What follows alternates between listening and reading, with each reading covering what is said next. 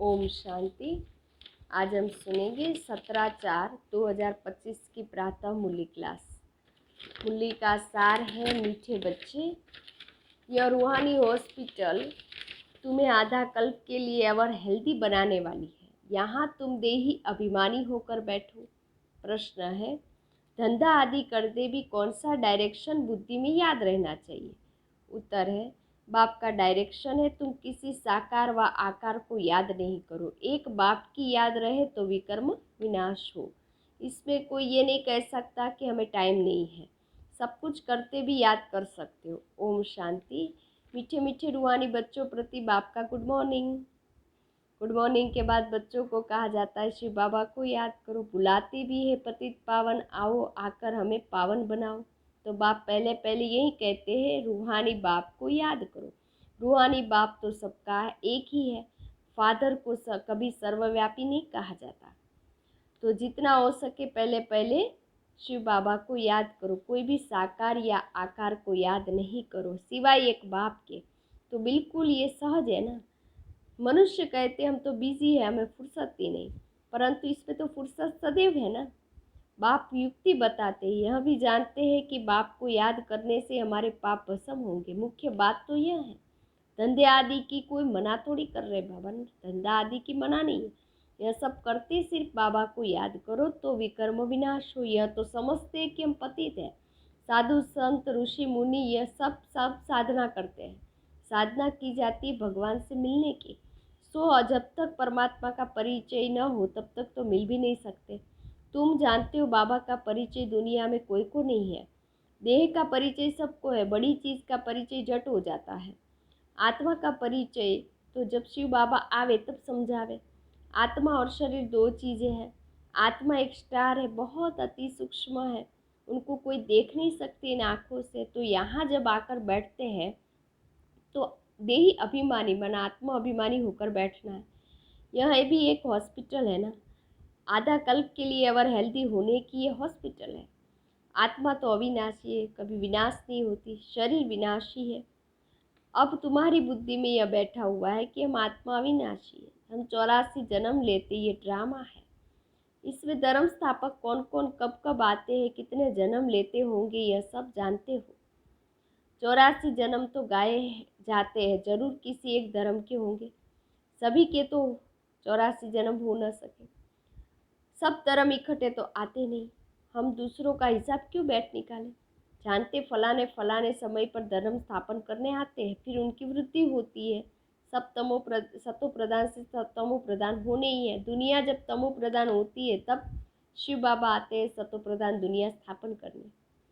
अभी तुम बच्चे जानते हो कि हम भारतवासी ही नई दुनिया में जाकर राज्य करेंगे और कोई धर्म नहीं होगा। तब तुम बच्चों में भी जिसको उच्च पद लेना है वह जास्ती याद में रहने का पुरुषार्थ करते हैं और समाचार भी लिखते हैं कि बाबा हमने इतना समय याद में रहता हूँ। कई तो पूरा समाचार लज्जा मारे देते ही नहीं है। समझते बाबा क्या कहेगा, परंतु मालूम तो पड़ता है। स्कूल में टीचर स्टूडेंट को तो कहेंगे ना कि तुम अगर पढ़ाई नहीं पढ़ते तो फेल हो जाओगे, है ना। लौकिक माँ बाप भी बच्चों की पढ़ाई से समझ जाते हैं कि ये पास होगा कि फेल। तो यह तो बहुत बड़ा स्कूल है। यहाँ तो नंबरवार बिठाया नहीं जाता, बुद्धि से समझा जाता है। नंबरवार तो होते ही है ना। अब बाबा अच्छे अच्छे बच्चे को कहाँ भेज देते हैं, वह फिर चले जाते हैं तो दूसरे लिखते हैं कि हमको महारथी चाहिए। तो जरूर समझते हैं कि वह हमसे ज़्यादा होशियार नामी ग्रामी। नंबरवार तो होती है ना। प्रदर्शनी में भी अनेक प्रकार के आते हैं, तो गाइड्स भी खड़े रहने चाहिए जांच करने के लिए। रिसीव करने वाले तो जानते हैं कि यह किस प्रकार का आदमी है, तो उसको फिर इशारा करना चाहिए कि इनको तुम समझाओ। तुम भी समझ सकते हो, first grade second grade third grade सब है। वहाँ तो सबकी सेवा करनी ही है। कोई बड़ा आदमी है तो जरूर बड़े आदमी की खातिरी तो सब करते ही है, यह कायदा है। बाप अथवा टीचर बच्चों की क्लास में महिमा करते, यह भी सबसे बड़ी खातिरी है। नाम निकालने वाले बच्चों की महिमा खातिरी की जाती है, फलाना धनवान है, रिलीजियस माइंडेड है, यह भी खातिरी है ना। अब तुम यह जानते ऊंचते ऊंच भगवान है, कहते भी बरोबर ऊंचते ऊंच है, परंतु फिर बोलो तो उनकी बायोग्राफी बताओ तो कहते सर्वव्यापी है। बस एकदम नीचे ही कर देते हैं। अब तुम समझा सकते हो, सबसे ऊंचते ऊंच तो है भगवान, वह मूल वतन वासी है। सूक्ष्म वतन में है देवताएं, वहाँ रहते मनुष्य। बाबा कहते यहाँ पृथ्वी लोक पे तो मनुष्य रहते, तो ऊंचते ऊंच भगवान वह निराकार ठहरा। अभी तुम जानते हो, हम जो हीरे मिसल थे अब कौड़ी मिसल बन पड़े हैं। फिर भगवान को अपने से भी जास्ते नीचे ले गए, पहचानते ही नहीं है। तुम भारतवासियों की ही पहचान मिलती है, फिर पहचान कम हो जाती है। अभी तुम बाप की पहचान सबको देते जाते हो। ढेरों को शिव बाबा का पहचान मिलेगी। तुम्हारा मुख्य चित्र है त्रिमूर्ति, गोला और झाड़। इसमें कितनी रोशनी है। यह तो कोई भी कहेंगे कि यह लक्ष्मी नारायण सतयुग के मालिक थे।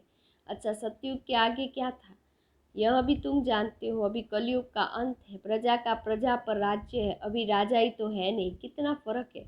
सतयुग के आदि में राजाएं थे, अभी तो कलयुग में भी राजाएं हैं। भल कोई वह पावन नहीं है राजाएं, परंतु कोई पैसा देकर भी टाइटल ले लेते हैं महाराजा का। महाराजा तो कोई है नहीं, टाइटल खरीद लेते हैं। जैसे कि पटियाला का महाराजन, जोधपुर का महाराजन, बीकानेर का महाराजन, नाम तो ले लेते हैं ना। यह नाम अविनाशी चला आता है। पहले पवित्र महाराजाएं थे, अभी तो अपवित्र है। राजा महाराजा अक्सर चला आता है। इन लक्ष्मी नारायण के लिए कहेंगे यह सतयुग के मालिक थे। किसने राज्य लिया, किसने राज्य लिया? अभी तुम जानते हो राजाई की स्थापना कैसे होती है। बाबा कहते हैं मैं तुमको अभी पढ़ाता हूँ 21 जन्मों के लिए। वह तो पढ़कर इसी जन्म में ही बैरिस्टर रानी बनते हैं, तुम अभी पढ़कर भविष्य में महाराजा महारानी बनते हो। ड्रामा प्लान अनुसार नई दुनिया की स्थापना हो रही, अभी है पुरानी दुनिया।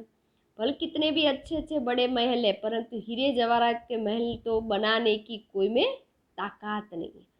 सतयुग में सब हीरे जवाहरात के महल बनाते हैं ना, बनाने में कोई देरी थोड़ी लगती है। यहाँ भी अर्थक्वेक आती होती है तो बहुत कारीगर लगा देते, 1-2 वर्ष पे तो सारा शहर खड़ा कर देते हैं। नई दिल्ली बनाने में करके 8-10 वर्ष लगे, परंतु यहाँ के लेबर और वहाँ सतयुग के लेबर्स में फ़र्क तो रहता है ना। आजकल तो नई नई इन्वेंशन भी निकालते रहते। मकान बनाने की साइंस का भी जोर है, मकान बनाने की साइंस का भी जोर है। सब कुछ तैयार मिलता है, झट झट फ्लैट तैयार कर देते, बहुत जल्दी जल्दी बनाते हैं। तो यह सब वहाँ काम में तो आते हैं ना, सतयुग में भी ये सब साथ चलने हैं ना। संस्कार तो रहते हैं ना, यह साइंस के संस्कार भी चलेंगे। तो अब बाप बच्चों को समझाते रहते, पावन बनना है तो बाबा को याद करो। बाप भी गुड मॉर्निंग कर फिर शिक्षा देते हैं। बच्चे बाप की याद में बैठे हो, चलते फिरते बाप को याद करो, क्योंकि जन्म जन्मांतर का सिर पर बोझा है। सीढ़ी नीचे उतरते उतरते 84 जन्म लेते, अभी फिर एक जन्म में चढ़ती कला होती है। जितना बाप को याद करेंगे उतना खुशी भी होगी, ताकत भी मिलेगी। बहुत बच्चे हैं जिनको आगे नंबर में रखा जाता है, परंतु याद में बिल्कुल रहते ही नहीं। भल ज्ञान में तीखे है, परंतु याद की यात्रा है नहीं। बाबा बच्चों की महिमा करते हैं, यह भी नंबर 1 में है, तो जरूर मेहनत भी करते होंगे ना। तुम हमेशा समझो कि शिव बाबा समझाते हैं, तो बुद्धि योग वहाँ लगा रहेगा। यह भी सीखता तो होगा ना। वे भी कहते बाबा को याद करो। किसको भी समझाने के लिए चित्र है। भगवान कहा ही जाता है निराकार को, वह आकर शरीर धारण करते। एक भगवान के बच्चे सब आत्मा आत्मा भाई भाई है, अभी इस शरीर में विराजमान है। सभी अकाल मूर्त है। यह आत्मा का तख्त, अकाल तख्त, और कोई खास चीज़ नहीं है। यह तख्त है अकाल मूर्त का। भ्रुकुटी के बीच में आत्मा विराजमान होती है, इसको कहा जाता है अकाल तख्त।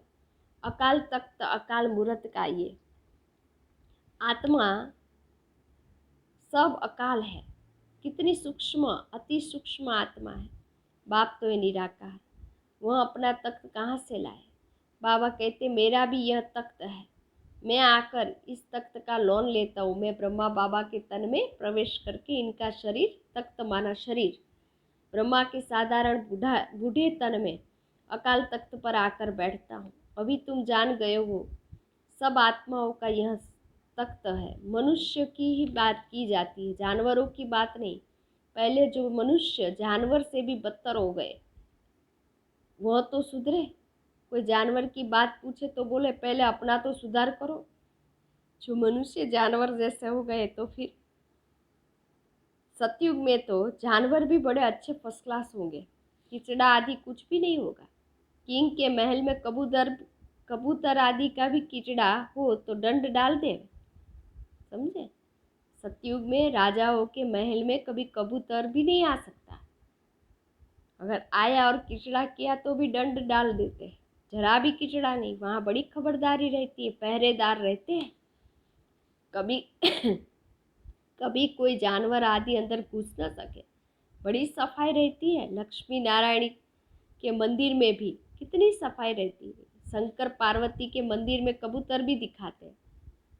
तो बाबा कहते हैं जरा मंदिर को भी खराब करते होंगे, हैं।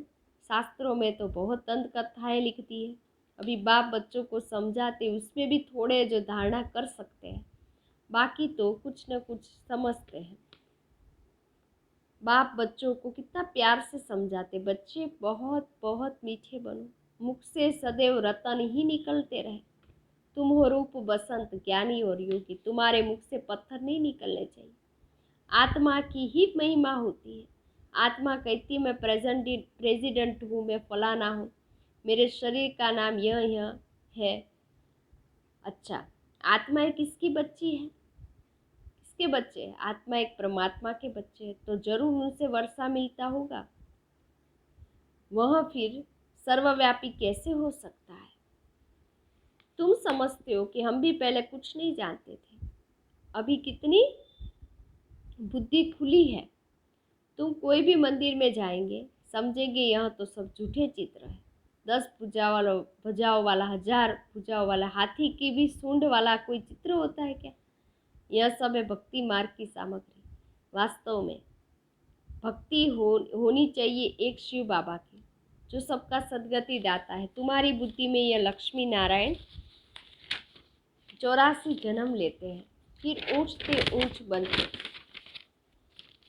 ऊंचते ऊंच बाप ही आकर सबको सदगति देते हैं। उनसे बड़ा कोई नहीं। यह ज्ञान की बातें तुम्हारे में भी नंबरवार धारण कर सकते हैं। धारणा नहीं कर सकते तो बाकी क्या काम के रहे।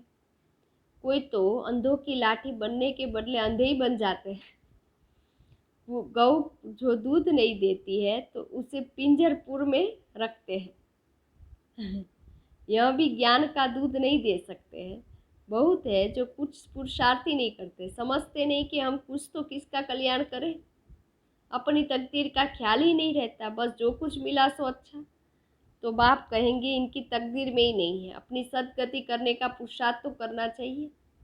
देही अभिमानी बनना है। पाप कितना ऊंचते ऊंचे, और आते देखो कैसे पतित दुनिया पतित शरीर में है।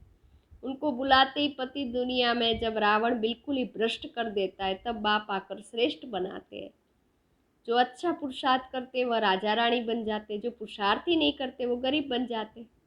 तकदीर में नहीं है तो तदबीर कर नहीं सकते। कोई तो बहुत अच्छी तकदीर बना लेते हैं। हर एक अपने को देख सकते हैं कि हम क्या सेवा करते हैं। अच्छा, मीठे मीठे सिकी लदे बच्चों प्रति माता पिता बाप दादा का याद प्यार और गुड मॉर्निंग। रूहानी बाप की रूहानी बच्चों को नमस्ते। हम रूहानी बच्चों की रूहानी बाप दादा को याद प्यार गुड मॉर्निंग, नमस्ते नमस्ते नमस्ते। सदा रहो हंसते। मैं कौन? आत्मा। मेरा कौन? शिव बाबा। कहाँ जाना? परम धाम। बाबा थैंक यू। बाबा शुक्रिया। मेरा बाबा, मीठा बाबा, प्यारा बाबा, लाडला बाबा, वाह बाबा वाह, धन्यवाद बाबा। धारणा के लिए मुख्य सार: रूप बसंतपन, मुख से सदैव रतन ही निकालने हैं। बहुत बहुत मीठा बनना है, कभी भी कटु वचन नहीं निकालना है। दूसरी पॉइंट्स: ज्ञान और योग में तीखा बन, अपना और दूसरों का कल्याण करना है। अपनी उच्च तकदीर बनाने का पुरुषार्थ करना है। अंधों की लाठी बनना है। वरदान है त्रिस्मृति स्वरूप का तिलक धारण करने वाले संपूर्ण विजयी भव। स्वयं की स्मृति, बाप की स्मृति और ड्रामा के नॉलेज की स्मृति। इन्हीं 3 स्मृतियों में सारे ज्ञान का विस्तार समाया हुआ है। नॉलेज के वृक्ष की यह 3 स्मृतियाँ हैं।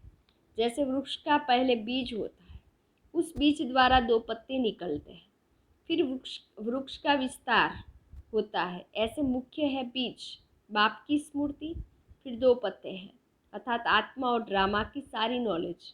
इन तीनों स्मृतियों को धारण करने वाले स्मृति भव वह संपूर्ण विजयी भव के वरदानी बन जाते हैं। स्लोगन: प्राप्तियों को सदा सामने रखो तो कमजोरियां स्वतः समाप्त हो जाएगी।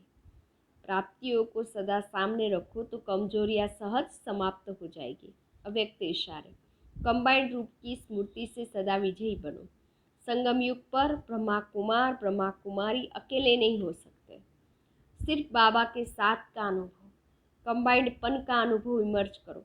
ऐसे नहीं कि बाप तो है ही मेरा, साथ है ही नहीं, साथ का प्रैक्टिकल अनुभव इमर्ज हो तो यह माया का वार नहीं होगा, माया हार खा लेगी।